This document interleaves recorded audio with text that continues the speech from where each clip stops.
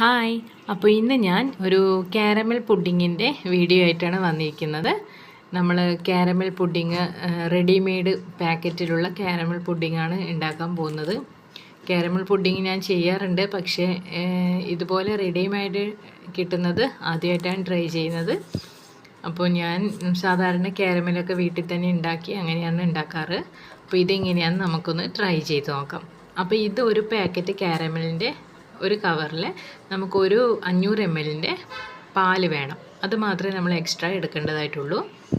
അപ്പോൾ ഇതിൻ്റെ അകത്ത് കാരമൽ സോസ് ആ കവറിൽ തന്നെ ഉണ്ടാവും.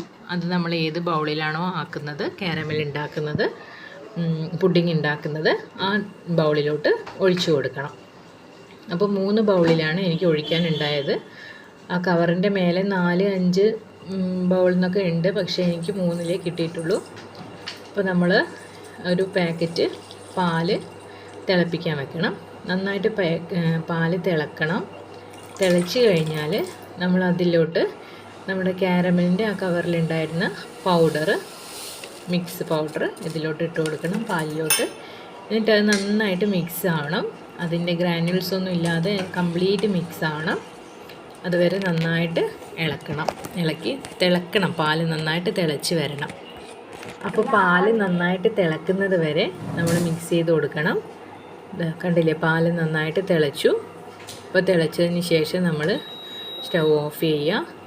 എന്നിട്ട് നമ്മൾ നേരത്തെ ട്രേയിൽ കാരമൽ ഒഴിച്ച് വെച്ചിട്ടുണ്ടല്ലോ, അതിലോട്ട് ഈ മിക്സ് ഒഴിച്ചു കൊടുക്കണം. അപ്പോൾ അതൊക്കെ ഒന്ന് ഒഴിച്ചു കൊടുക്കാം. അപ്പോൾ എനിക്കിതിൽ 3 ബൗളിലും കംപ്ലീറ്റ് നിറയെ ഒഴിക്കാൻ കിട്ടിയിട്ടില്ല, കുറച്ച് മാത്രമേ കിട്ടിയിട്ടുള്ളൂ. അവർ അതിൽ പറഞ്ഞിരിക്കുന്നത് 4-5 ബൗളൊക്കെയാണ്, പക്ഷേ എനിക്ക് ഇത്രേ കിട്ടിയിട്ടുള്ളൂ ഒരു കവറിൻ്റെ അകത്തുനിന്ന്.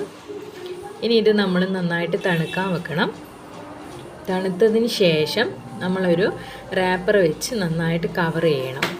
നമ്മുടെ ഈ ബൗള് നന്നായിട്ട് റാപ്പർ വെച്ച് കവർ ചെയ്തിട്ട് വേണം നമ്മൾ ഫ്രിഡ്ജിലോട്ട് വെക്കാൻ.